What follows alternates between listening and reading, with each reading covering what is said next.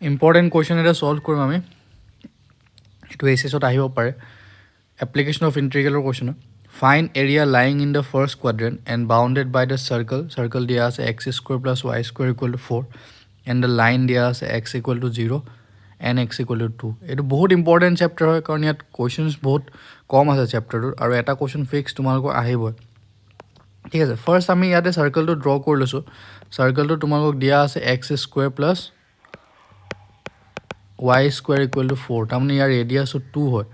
তো এই পইণ্টটো কি হ'ব 2, 0। ঠিক আছে, আৰু ইয়াত কৈছে যে x = 0, এডাল লাইনে হয়। x = 0 মানে y এক্সিছ, x = 0, আৰু কৈছে যে x = 2।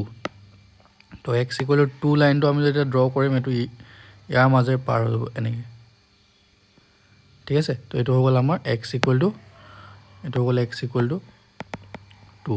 তো এই চাৰ্কলটো আৰু x = 0, x = 2 এই গোটেইকেইটা মিলি যোনটো এৰিয়া কভাৰ আপ কৰিছে সেই এৰিয়াটো লাগে। তাৰমানে আমাক এইটো এৰিয়া লাগে, এইখিনি এৰিয়া লাগে। ঠিক আছে, আই হোপ তোমালোকে বুজি পাইছা। ডায়েগ্ৰামটো ড্ৰ কৰিব লাগিব, অকল ছল্ভ কৰিলে নহ'ব। চ' তোমালোকে বেছি একো নাই, চাৰ্কল আছে, ইলিপ্স আছে কেইটামান, আৰু পেৰাবোলা আছে। বাকী আৰু কুৱেশ্যন আমি কৰিম। ঠিক আছে, ফাৰ্ষ্ট আমি এই কুৱেশ্যন এইটো ড্ৰ কৰি ল'লোঁ। এতিয়া আমাক লাগে, এইটো আমি অৰিজিনটো O ধৰি লৈছোঁ, আৰু এইটো A পইণ্ট লৈ লৈছোঁ, আৰু এইটো B পইণ্ট লৈ লৈছোঁ। আমাক কি লাগে, এৰিয়া লাগে।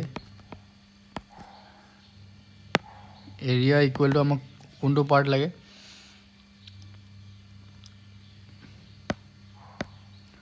এৰিয়া আমাক OAB পাৰ্টটো লাগে।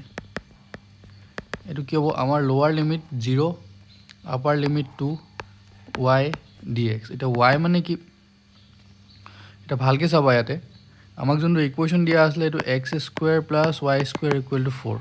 তো ইয়াৰ পৰা আমি y² = 4 - x² পাম। তো ইয়াৰ পৰা আমি y কি পাম, √4 - x², কাৰণ ফাৰ্ষ্ট কোৱাড্ৰেণ্টত আছে, তো অকল প্লাছ ল'লে হ'ল। তো আমাৰ ইণ্টিগ্ৰেশ্যনটো হৈ যাব 0 to 2 √4 - x² dx। এতিয়া এই ইণ্টিগ্ৰেশ্যনটো বহুতে মন নাৰাখে, এইটো তোমালোকে চাই ল'বা। ইয়াৰ আনচাৰটো কি হ'ব, x/2 √4 - x² প্লাছ a²/2 মানে 4/2 হ'ব, এইফালে চাইন ইনভাৰ্ছ x/2। ঠিক আছে, এইটো, আৰু ইয়াৰ লিমিট আমি পুট কৰিম 0 পৰা 2 লৈকে। অ'কে, তো নেক্সট কি হ'ব, 0 পুট কৰিলেতো এইটো x/2 টো 0 হৈ যাব, আৰু এইটো গোটেইটো কামেই নাই। চ' 2 পুট কৰিলে আমি কি পাম,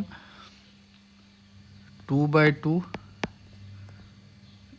এইটো হৈ গ'ল তোমাৰ 4 - 4, এইটো 0 হৈ গ'ল। আকৌ এইটো 4/2 চাইন ইনভাৰ্ছ 2/2 1, তাৰমানে এইটো হৈ যাব 2 * চাইন ইনভাৰ্ছ 1 মানে হ'ল π/2 90 ডিগ্ৰী। তো আনচাৰটো হৈ যাব পাই ইউনিটছ। ঠিক আছে, এইটো হ'ল আমাৰ ৰিকুৱাৰ্ড এৰিয়া। তো এইখিনি ভালকৈ তোমালোকে ডায়েগ্ৰামটো বনাব শিকি ল'বা, আৰু এই ফৰ্মুলাটো মনত ৰাখিবা। ঠিক আছে, চলো, থেংক ইউ।